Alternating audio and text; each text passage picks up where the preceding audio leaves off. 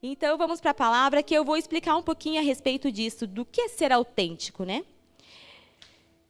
E eu vou ler com vocês o livro de Gênesis.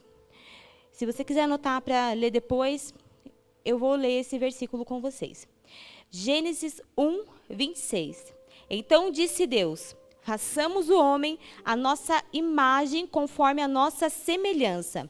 Domine ele sobre os peixes do mar, sobre as aves do céu, sobre os grandes animais de toda a terra, e sobre todos os pequenos animais que se movem rente ao chão. Amém? Depois você, jovem, pode ir lá na página do Instagram, você vai ver já as mudanças que estão acontecendo lá, que foram feitas durante toda a semana, todo o processo. E eu gostaria de falar, então, sobre essa marca, autêntico, sobre esse nome que nos impactou e que agora é o nosso nome, né? Jovens Autênticos. Autênticos quer dizer aquilo que é feito de primeira mão, aquilo que é original e semelhante.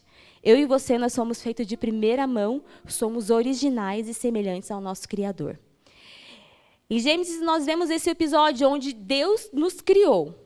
Ele pegou uma massa informe, fez uma estrutura e soprou o seu espírito. E muitas vezes, até por falta de conhecimento, a imagem e semelhança de Cristo, a gente entende-se, né? Até às vezes por falta de experiência, maturidade, conhecimento, que é físico. E não tem nada a ver com o físico, e sim com as características, com tudo, com o caráter, com a bondade, a compaixão do próprio Deus. Ele soprou isso em mim e em você. Por isso que nós somos feitos à imagem e semelhança de Deus. Mas o fato dele ter soprado esse espírito que há nele, essa vida que há nele em nós, ele não nos fez como robôs. Ele não fez um exército de pessoas iguais, pensando iguais, com características iguais. Nós somos imagem e semelhança de Cristo, mas também somos pessoas com características, dons, com temperamentos. Cada um é de forma única e exclusiva. Que maravilha, né? Que maravilha. Saber que o próprio Deus, ele nos fez a sua imagem e semelhança e colocou atributos em nós diferentes. É maravilhoso. E quando nós começamos a pesquisar a respeito da criação, e nós vemos que até mesmo a ciência tem se dobrado ao fato de uma mente inteligente ter criado todas as coisas. Com certeza você já ouviu falar sobre o nome de Deus no nosso DNA. Não vou falar agora porque o tempo é pouco, mas se você que está assistindo, procure a respeito sobre o nome de Deus no DNA. Sobre a sequência Fibonacci, que é uma sequência numérica que é encontrada em tudo na natureza. Isso é perfeito. E esses cientistas dizem que, com certeza, há uma mente muito inteligente por trás de cada coisa. Isso só prova o que nós já pregamos, vivemos e aprendemos, que Deus é o Criador de todas as coisas. Amém? E é muito engraçado isso, porque Deus nos fez sua imagem e semelhança, pertencemos a Ele, porém, durante o nosso tempo, durante o nosso crescimento, nós queremos nos parecer com algo que nunca é ao nosso estado original. Na nossa adolescência, principalmente, eu vou falar de mim, porque eu tenho propriedade para falar do assunto. Existia uma época em que era muito comum ter um chamado de grupo emo, que ouvia umas músicas melosinhas, né? A característica, as pessoas se vestem igual, as pessoas que gostam da mesma coisa, elas se vestem igual. As pessoas que gostam de rock, elas se vestem mais ou menos do mesmo estilo. As pessoas que gostam de uma música mais tranquila se vestem, que curtem um tipo de arte. Então, assim, às vezes a gente consegue identificar o que a pessoa gosta pela forma que ela se veste, que ela se porta, com quem ela anda. Então, eu usava, e eu e minhas amigas, né? Ai, meu Deus, vou expor essa vergonha. O lápis, né, preto no olho, né, porque é aquele ar melancólico, né? A franjinha, meu cabelo era enrolado, mas eu fazia a chapinha só na franja, né, porque tem que ter o estilo do emo, né? Cabelo preto, né? A franjinha, aquela coisa assim, sofrência. aquelas músicas tristes. E era uma tribo que a gente se identificava com esse tipo de música. A gente ia para os lugares que eu tocava esse tipo de música, a gente comprava CDs. Não, os jovens de hoje não sabem o que é comprar CD. A gente comprava CD, escutava. E internet, não que não fosse uma coisa absurda, mas era diferente o acesso que a gente tem hoje. A gente comprava os CDs para ficar lendo, né, as musiquinhas e acompanhando no rádio. Ai, gente, era muito legal.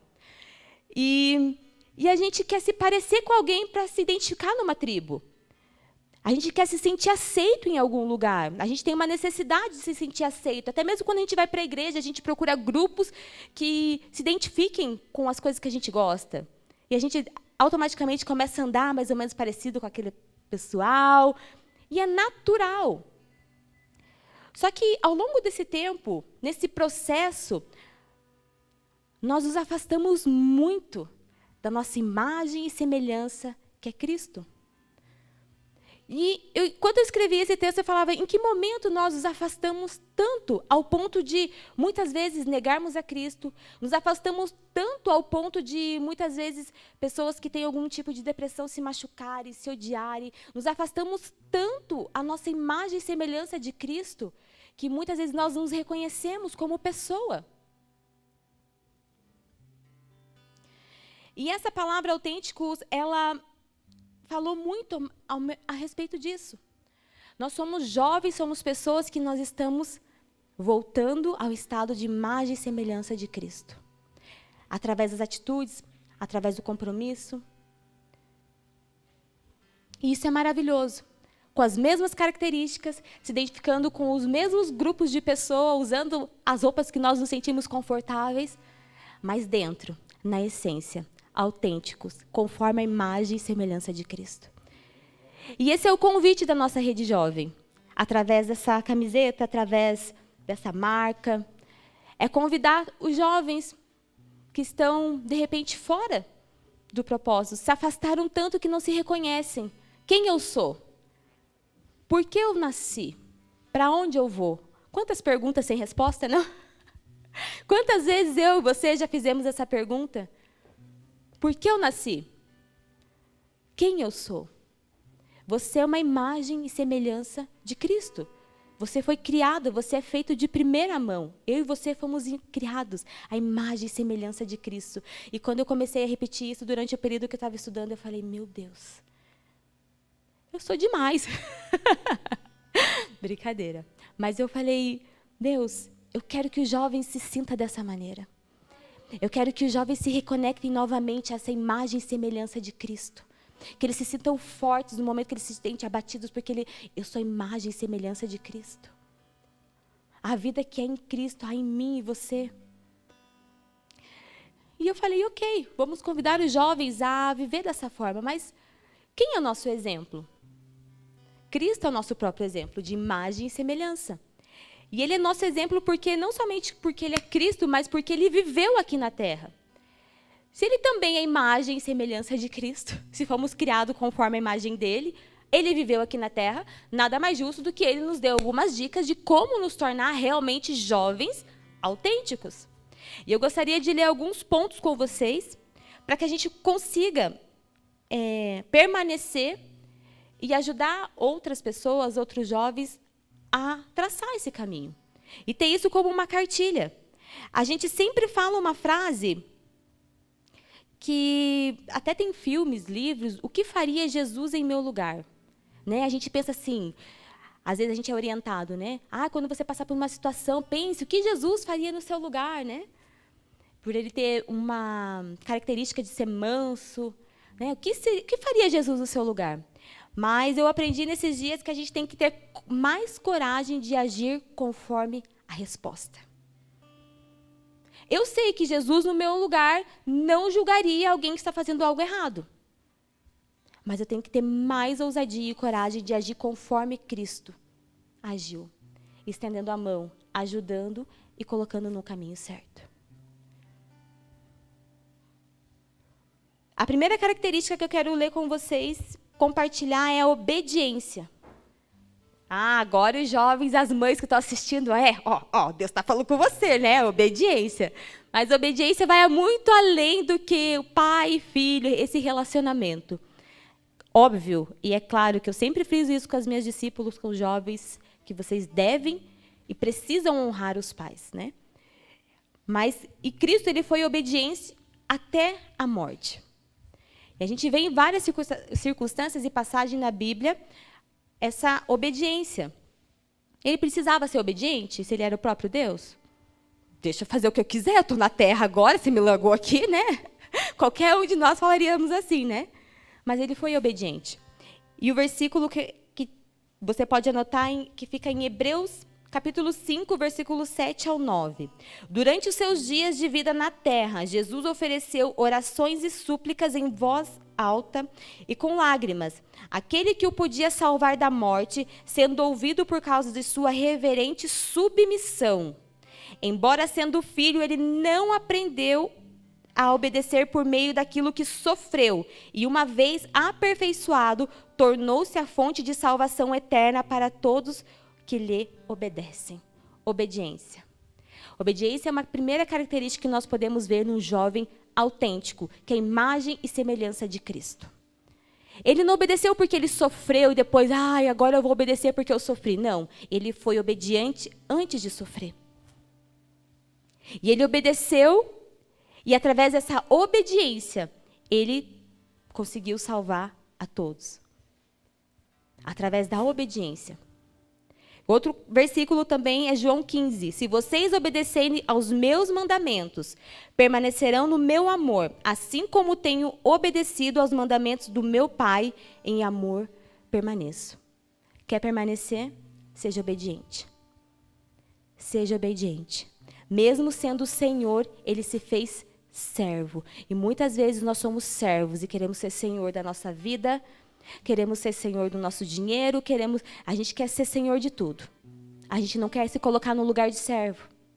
Mas para ser uma imagem e semelhança de Cristo, nós precisamos ser obedientes. Segunda característica, ele é voluntário. Jesus serviu por aproximadamente 3 anos. Um ministério curto, se nós formos ver os outros ministérios. Mas durante esses 3 anos, ele serviu com toda a intensidade do seu coração. Durante esses 3 anos, em todos os lugares que ele passava, ele tinha uma palavra, em todos os lugares que ele ia, ele era relevante. Mas muitas vezes nós achamos que para ser alguém relevante, nós temos que ter muito tempo na igreja, muito tempo de ministério. Tudo que você for fazer, faça com coração voluntário e generoso. Antes de iniciar o culto, o Felipe estava lendo uma mensagem de um jovem. Que a gente olhando assim, a você fala, nossa, né, bem esporadicamente. Mas ele, com uma atitude voluntária, tem alguma coisa para eu fazer? Eu varro até a igreja. E sabe por que ele se predispôs a fazer isso? Porque ele viu outro jovem sendo voluntário e fazendo aquilo com total coração. Jovem, seja voluntário na obra do Senhor. Tenha um coração voluntário. Jesus era amável. Jesus, ele tinha um amor abnegado pelas pessoas. E a prova disso, claro, morte de cruz. Mas ao longo do seu ministério, a gente via outras atitudes. Mesmo prestes a morrer, ele ora ao Pai, João 17, por nós, por mim, por você, para os outros que virão. E aquele capítulo é uma oração linda que Jesus faz. Jesus, eles são meus. Cuide deles, eu vou para ti, Deus, mas eles são meus. Um amor, ele tinha um amor incondicional por nós. E tem uma passagem em que ele cura um leproso. E nós sabemos, através da Bíblia, que os leprosos eles eram excluídos da sociedade. Nós estamos vivendo por um momento onde não pode abraçar, né? A gente fica recluso, a gente tem medo, né, de chegar perto. Agora, antes era tão natural, né, chegar no familiar, chegar num amigo, num conhecido, dar aquele abraço caloroso. Então, hoje a gente fica, né, um tchauzinho, a gente fica e já é tão difícil. Quantas pessoas têm entrado numa crise de ansiedade, muitas vezes de depressão, por falta de um contato, de um relacionamento, porque nós somos criados para ter relacionamentos, para viver em uma sociedade. Você imagina um leproso, que já está sofrendo com a própria doença, que não tem o que fazer, a pessoa ficava lá até morrer, ou se tivesse uma erva lá, né, para alguém tomar e fazer, mas eles eram excluídos, eram colocados fora da cidade. E Jesus, encontrando aquele leproso, o leproso fala, se você quiser, você pode me curar? E a primeira atitude de Jesus é o quê? É tocar nele. Jesus toca nele. E eu estava lendo algo a respeito da lepra, e o médico ele foi fazer um trabalho na Índia. E lá também tem muitos leprosos, muitas pessoas que ainda passam por esse tipo de situação. Eles não são excluídos, não vão colocados fora da cidade, mas eles são excluídos da família, da sociedade, são tidos como escória, como, pano de chão. Infelizmente, essa situação. E esse médico voluntário foi fazer foi levar um tratamento, ele foi fazer um acompanhamento, um estudo de caso. E levou a intérprete dele para falar com esse indiano. E aí ele chega para esse rapaz que está com lepra, ele toca, e esse rapaz começa a chorar. E ele pergunta para a intérprete, o médico, ele está sentindo dor, eu fiz alguma coisa? E ela falou assim, não, ele está chorando porque você tocou nele. Jesus ele era amável até mesmo com as pessoas que eram excluídas da sociedade. E muitas vezes nós, no nosso pré-julgamento, na nossa falsa modéstia, no nosso achismo, nos colocamos numa posição de servo, de senhor, nos colocamos numa posição superior com aquele que está, muitas vezes, numa situação muito melhor do que aquela situação de lepra, que existia um risco de contágio. Jesus era amoroso. Ele não falava eu te amo, mas ele demonstrava através de atitudes. E atitudes falam muito mais do que palavras. Se nós somos a imagem e semelhança de Cristo, nós precisamos ter atitudes de amor. A marcha do amor é uma atitude de amor com o próximo. A arrecadação que nós fazemos, o evangelismo que a gente faz, o carinho que a gente dá para um vizinho, o bom dia, é uma característica de alguém que é autêntico, que é feito conforme a semelhança de Cristo. Amém? Jesus era amigo. Um versículo muito conhecido, menor da Bíblia, Jesus chorou. João 11:35. Nessa passagem nós vemos ali Jesus se compadecendo. E Jesus sabia que ele iria ressuscitar Lázaro. Tanto que quando ele é informado da doença, ele fala, essa doença não é para a morte, mas sim para a vida. Ele chega 2 dias depois, quando o amigo já está morto e aparentemente já fedido. E ele se compadece daquelas pessoas. E Jesus chorou. Sabe, naquele tempo era muito comum as pessoas, para demonstrar um sentimento por aquela pessoa que tinha morrido, elas tinham que chorar.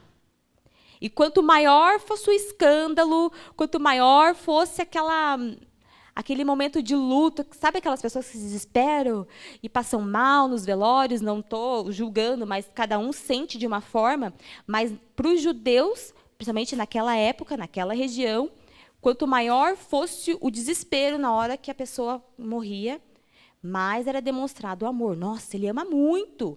Tanto que já estava, o Lázaro tinha morrido há 4 dias e o choro estava ali ainda. A cidade, a vila estava toda reunida chorando por Lázaro. E no texto a gente vai ver o quê? Jesus chorou. E os outros em volta falam, olha, de fato ele amava Lázaro. Porque até então eles achavam que Jesus não estava nem aí para Lázaro. Pô, o único que podia ressuscitar Lázaro não chegou, não veio para curar, então nem gosta tanto assim, né? Comeu aqui de graça na casa do Lázaro, Marta e Maria cozinharam para ele, deram um pouso, e nem vem acudir o amigo, ele nem gosta. Depois que Jesus chora, que eles falam, de fato, ele amava Lázaro. Porque Jesus chorou, porque para eles a expressão do choro era uma expressão de amor por aquele que tinha morrido. E Jesus, ele chora, não porque, também acredito porque Lázaro tinha passado por essa situação, mas ele se compadeceu com a dor daquelas pessoas. Ele viu Marta e Maria, suas amigas, chorando desesperada. Ele viu as pessoas, porque na região onde Lázaro morava era uma região em que havia muitas pessoas, muitas famílias carentes. Então, Lázaro, Maria e Marta ajudavam essas pessoas. Então, por isso que essas pessoas choravam muito, porque essa família era uma família que cuidava de outras. E Jesus chorou por ver o quanto aquelas pessoas estavam sofrendo. Quantas vezes você já chorou com um amigo, porque um amigo está com uma necessidade em casa? Às vezes, para você pode ser besteira, mas para aquele amigo pode estar doendo. Um jovem autêntico, ele se identifica com a dor do outro. Ele se coloca no lugar do outro. Jesus ressuscitou Lázaro, mas ele, naquele momento que ele chegou ali, ele se colocou no lugar de cada pessoa que estava chorando. E ele chorou junto com aquelas pessoas. João 15:14. Vocês serão meus amigos, se fizerem o que eu ordeno. Já não chamo servo, porque o servo não sabe o que o seu senhor faz. Em vez disso, eu tenho chamado amigos, porque tudo que eu ouvi de meu Pai, eu tornei conhecido a vocês. Você é amigo de Cristo? O Senhor já revelou algum segredo para você? Ou você apenas é um servo? Ó, Senhor, bati meu ponto aqui na igreja. Ó, Deus, bati meu ponto aqui no TSD, ó. Ó, tô escutando louvor aqui, tá? Sou teu amigo, hein?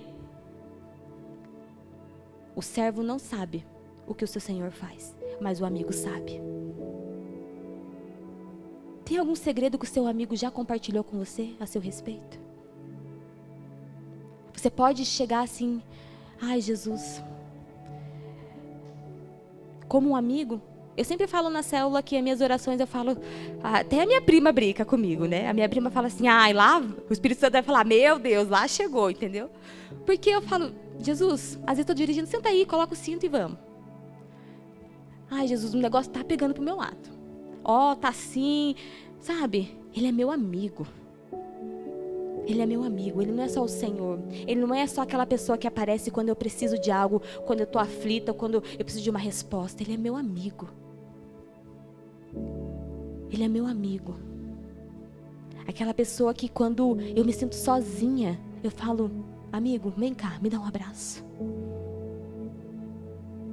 Um jovem autêntico, ele é amigo de Jesus.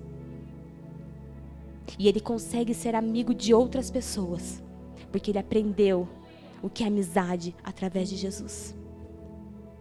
Você não precisa encontrar isso em lugar nenhum, está dentro de você. Ele soprou o Espírito dele, ele nos fez conforme a imagem e semelhança dele.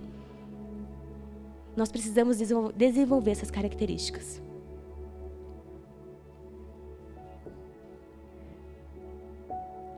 Um jovem autêntico, ele não negocia seus valores. Ele não negocia seus valores, quem ele é, para onde ele vai e o que ele quer, por um momento, por uma experiência, por alguém. Eu sou autêntico. Ah, você não quer beber? Não, por quê? Não gosta? Não, porque eu não quero. Ah, mas você não faz sexo antes do casamento? Ah, tá muito ultrapassado. Não, por quê? Porque eu não quero. Ah, mas você não faz isso? Não, por quê? Porque eu não quero. Ser autêntico é não negociar os seus valores. Não ir com todo mundo, mas é andar na contramão. Sabe, jovens? Essa camiseta, ela fala muito ao nosso respeito. Quando você for usar, eu quero muito que vocês usem essa camiseta, que vocês comprem, que vocês zerem o estoque da igreja. Amém? Escreve amém aí. Mas quando você for usar, haja conforme o que está escrito na sua camiseta. Haja conforme as características que Deus colocou em mim e em você. Porque tem muita gente dizendo que é de Deus, mas que não consegue nem dizer não para um tipo de vestimenta que não é adequada. Não estou dizendo que você não pode usar. Você pode. Mas aquilo que nós usamos, aquilo que nós fazemos, com quem nós andamos, também diz ao nosso respeito. Também diz ao nosso respeito. A palavra de Deus diz, é bom que ande em dois, porque se um cair, outro ajuda, né? E tem pessoas que usam esse versículo para se aliar com qualquer pessoa. Não, porque é para andar dois, porque se outro cair. Mas primeiro, veja aonde essa pessoa está indo. Aí você decide se você quer andar com ela. Porque não dá, um cego guiando o outro é abismo atrás de abismo. Quer andar com alguém? Veja para onde essa pessoa está indo, antes de se aliar com ela. Ele tinha propósito. Bom, com relação a negociar seus valores, uma passagem conhecida que é em Mateus 4, né? Na tentação, onde ele vai lá. Ele estava começando o ministério. Ele não sabia o que ele ia enfrentar ainda, mas ele não negociou. Propósito. Um jovem autêntico, ele tem propósito. Pois eu desci do céu, não para fazer a minha própria vontade, mas a vontade daquele que me enviou. João 6,38. Em várias passagens, o Senhor Jesus, ele fala: eu não estou aqui porque eu quero, mas eu vim para fazer a vontade daquele que me enviou. Eu vim para fazer a vontade daquele que me enviou. Qual vontade você está fazendo, jovem? A vontade de quem que você está fazendo? A dos seus desejos ou daquele que te enviou? É muito louco o propósito, porque muitas jovens ficam, né? Qual que é o meu propósito? Qual que é o meu propósito? Qual que é... A pergunta que não quer calar. E você pode fazer uma série de ministrações sobre propósito. Não sei meu propósito. A impressão, muitas vezes, que me dá é que eles não querem descobrir para não ter o que fazer. Não é verdade? Muitas vezes assim. Porque qual que é o meu propósito? Às vezes eu falo assim, abre o YouTube, Comunidade Maná, propósito, chamado, né? Tem um monte de mensagem, não só da Maná, mas de outras. Brincadeiras à parte. Mas descobrir o nosso propósito nos dá sentido. A gente começa a responder algumas questões. Para que eu nasci? Para onde eu vou? O propósito te ajuda a saber para que você nasceu. Você nasceu para ser um jovem autêntico. Nasceu para desenvolver essas características de jovem autêntico na vida de outras pessoas. Esse é o nosso propósito. Jesus, como um exemplo de que nós temos, ele tinha um relacionamento com o seu Criador. João 17, como foi a oração que eu mencionei aqui para vocês, e eu vou ler só o último versículo que eu até li na célula hoje. Mas o relacionamento é a base, a conversa, o relacionamento é a base para ser um jovem autêntico. E é por isso que muitas vezes, muitos jovens, eles saem. Eles perdem essa autenticidade. Eles saem desse projeto inicial e vão para um outro extremo de não saber quem são. Porque perderam o relacionamento com o seu Criador. Jesus, durante todo o período que ele esteve na terra, ele não deixava de orar. Em todas as situações, ele orava. Getsêmani, muito antes, quando há aquela tempestade, ele estava orando. Em todos os momentos, Jesus estava em relacionamento com o seu Pai. Vamos combinar. Se ele é do céu, ele precisava ficar falando toda hora com o pai dele? Tipo, só, né, conectar o pensamento, né, gente? Tipo, ele sabia que o pai dele queria, sabia que o pai dele ia fazer, mas em todo momento ele tirava tempo para ter relacionamento com o pai.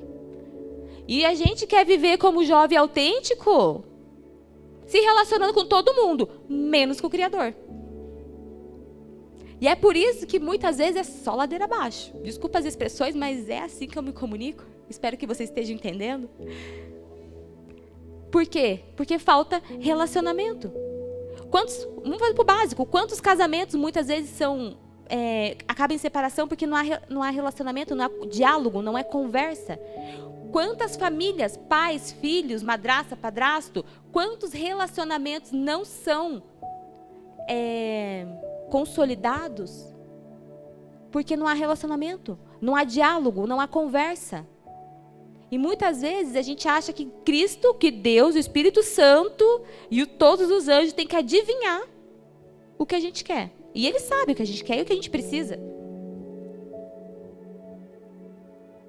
Mas Deus nos deixou o exemplo, Jesus, que oração, relacionamento é a base. É a base. Em todos os momentos nós vemos Jesus orando. E todos os milagres, Ele, para que meu Pai seja glorificado. Eu vim em nome do meu Pai. João 17. Eu vou ler o último versículo com vocês. Leiam na sua casa essa oração. João 17.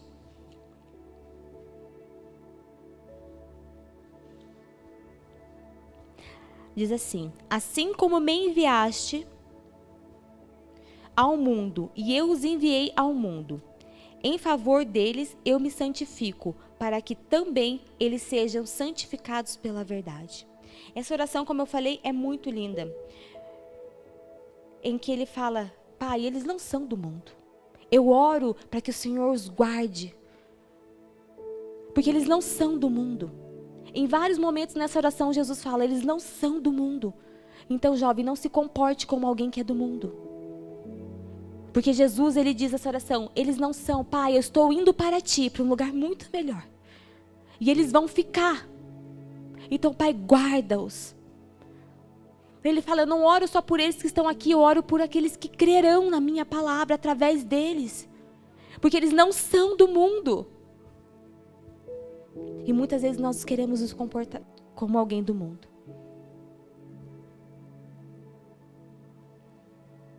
E por último, não menos importante, um jovem autêntico. Ele vive renúncias. Ah, essa palavra dói, né? Essa palavra é difícil, né? Essa palavra é difícil. Renúncia. Eu sempre falo aqui, renúncia. Ah, mas o que é renúncia? Renúncia. Seja a atitude de vocês a mesma de Cristo Jesus, que embora sendo Deus, não considerou que o ser igual a Deus era algo que devia apegar-se, mas esvaziou-se a si mesmo, vindo a ser servo, tornando-se semelhante aos homens. E sendo encontrado em forma humana, humilhou-se a si mesmo e foi obediente até a morte, e morte de cruz. Por isso, Deus o exaltou à mais alta posição e lhe deu o nome que está acima de todo nome, para que ao nome de Jesus se dobre todo o joelho, nos céus, na terra, embaixo da terra, e toda língua confesse que Jesus Cristo é o Senhor, para a glória de Deus Pai. Seja a atitude de vocês a mesma que de Jesus Cristo. Ele se humilhou, ele se esvaziou, ele renunciou. E você está com medo de renunciar o quê? Um relacionamento? Um emprego? Está com medo de renunciar à sua desobediência, que a Bíblia fala que leva à morte? Está com medo de renunciar, perder um pouco os minutos, lendo uma palavra ou lendo um livro que te edifica? Por que tanto medo em renunciar? Por que tanto apego às coisas que nós sabemos que não geram vida em nós? Seja a atitude minha e de vocês a mesma que de Cristo Jesus. Esvaziou-se, um Deus esvaziou-se de si mesmo, se humilhou à forma de homem, para que eu e você pudéssemos estar aqui. Aleluia. Pergunte-se a cada oportunidade o que Jesus faria e tenha mais coragem para agir de acordo com a resposta. Seja um jovem autêntico. Muitos são cópias. Sabe cópia? Sabe quando você precisa tirar um xerox de um documento? Você vai lá e tira um monte de cópia. Não é assim? Na época de trabalho eu tirava muita cópia. Mas para se tornar autêntico, você precisa de um carimbo. Para autenticar um documento, você precisa de um carimbo que é feito no cartório, de um tabelião e um escrevente. Isso vai autenticar esse documento que você fez uma cópia. Isso vai autenticar que aquele documento que você tirou, fez uma cópia, é uma cópia autêntica do original. Talvez você é só uma cópia. Ah, por que eu sou só uma cópia? Você não falou aí que Jesus soprou o Espírito? Sim. Mas o que garante a veracidade dessa cópia é o sangue de Cristo. Ele é o carimbo, sabe? Sabe o carimbo? É o carimbo que você apresenta lá e fala assim, ó, eu sou uma cópia autenticada, porque eu tenho esse carimbo aqui, que é o sangue de Cristo. Mas algo que eu quero chamar a atenção é que não é só ter o carimbo. O carimbo é necessário? Muito. É ele que valida. Como que eu recebo esse carimbo? Jesus, eu te aceito como o único e suficiente Salvador da minha vida. Eu não quero ser só uma cópia, eu quero ser uma cópia autenticada. Eu quero ser autêntico. Mas as minhas atitudes, elas vão dizer aqui na terra que eu realmente sou uma cópia autenticada. Para que você faz uma cópia autenticada? Porque você precisa levar num determinado lugar. Precisa levar numa faculdade, você precisa levar num outro cartório. Enfim, você faz uma cópia autenticada para você apresentar aquilo como um documento original.